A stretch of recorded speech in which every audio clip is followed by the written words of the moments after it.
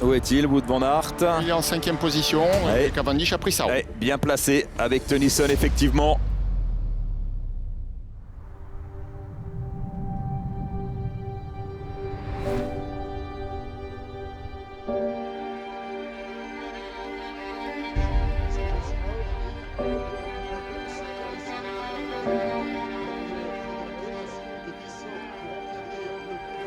Mark Cavendish, the Manx missile, matches Merckx. 34 wins in the Tour de France. If any one of my wins can inspire them kids to ride the Tour de France or the Tour de France Femmes next year when they grow up, then that's what means the most to me, I think. It's a game for you. Yeah, of course. It was a game for me since I started. He is the rider to beat in this year's Tour de France. The yellow jersey wins the stage. Tornado Taddy wins at Luzardiden. Dernière procession pour le peloton aujourd'hui entre Chatou et les Champs-Élysées, 108 km et 8 passages sur la ligne avant le sprint massif attendu. Pogačar va en profiter, Cavendish lui veut tout simplement rentrer dans l'histoire. 108 km donc aujourd'hui, départ des Yvelines, puis un passage par les Hauts-de-Seine avant d'entrer dans Paris pour cette dernière étape du Tour de France.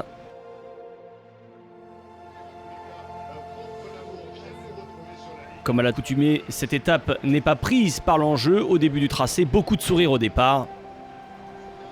Avant le départ réel d'ailleurs, Tadej Pogačar en profite pour signer les maillots qu'il ne porte pas, mais qui sont en sa possession à l'issue de ce tour.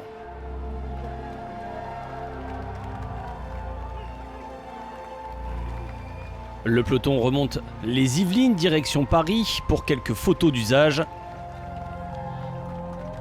L'entrée sur le circuit final devrait changer la physionomie de la course.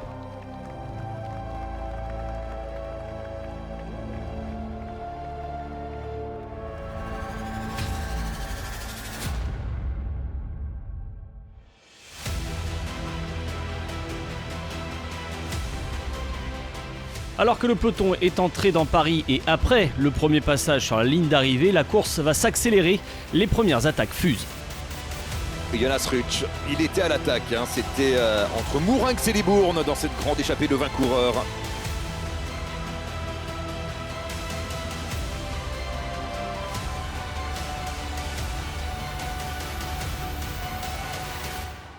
La dernière étape du Tour de France avec une échappée de 3 coureurs. Stefan Bissegger, on a Casper Pedersen également à l'avant.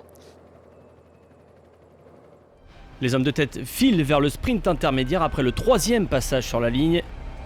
Un sprint intermédiaire qui a lieu en haut des Champs-Élysées. Derrière les échappés, c'est Matthews et Cavendish qui sont aux prises. Ah oui, c'est bien parti pour Cavendish qui va passer devant Matthews. Ouais. Matthews s'est fait avoir. Et Morkov, exemplaire jusqu'au bout, qui vient prendre la 2e place derrière son leader en plus. La patrouille de France from the French Air Force. L'échappée est reprise à 30 km de l'arrivée. Un autre coup part 4 km plus loin avec Ide Skelling, porteur du maillot à pois en début de tour. On retrouve avec lui un grand animateur, Brent Van Moer de la Lotto-Soudal, ou encore Michael Valgren. Quentin Paché est en contre, bientôt rejoint par Pierre Latour. Les 3 hommes de tête prennent rapidement une vingtaine de secondes d'avance sur le peloton. Tous les coureurs ne veulent pas d'un sprint massif et tentent donc de prendre le large face au peloton. Un peloton où cette année, les 4 derniers vainqueurs sur les champs sont absents. Dylan Groenewegen, Alexander Kristoff, Sam Bennett et même Caleb Ewan tombés dès la 3e étape. La voie est peut-être libre pour Cavendish, 4 fois vainqueur et recordman de victoire sur la plus belle avenue du monde. Le groupe de tête est repris quelques centaines de mètres après le dernier passage sur la ligne. Les trains de sprint vont se mettre en place avant les Tuileries pour l'emballage final. Ah, ils se mettent en place.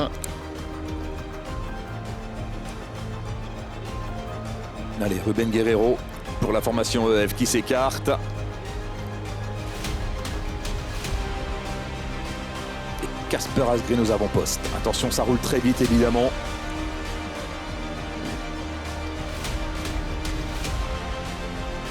Mark Cavendish qui remonte. Dans la roue de Morkov. La flamme dans 200 mètres. Van Aert va être emmené par Mike Tennyson. Où est-il, Wout van Aert? Il est en 5e position. Ouais. Et Cavendish a pris ça. Ouais, bien placé avec Tennyson, effectivement. Les derniers virages et la dernière ligne droite de ce Tour de France. Cavendish ne sera pas emmené par Morkov aujourd'hui.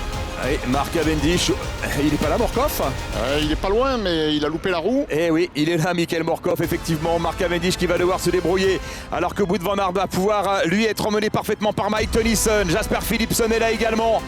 Mike Tennyson avec Wout van Aert en 2e position. Marc Cavendish aux côtés de Philipsen. Ça joue les coudes entre Cavendish et Philipsen.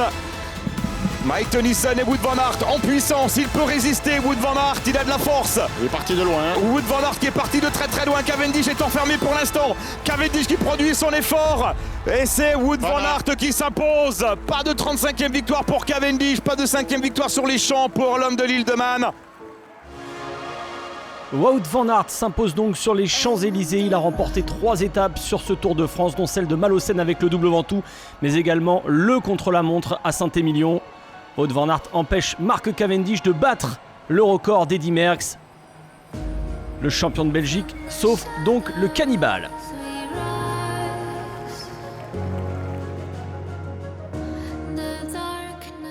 This tour has just been amazing. It's been such a roller coaster. But to finish off with a weekend like this, it's beyond expectations.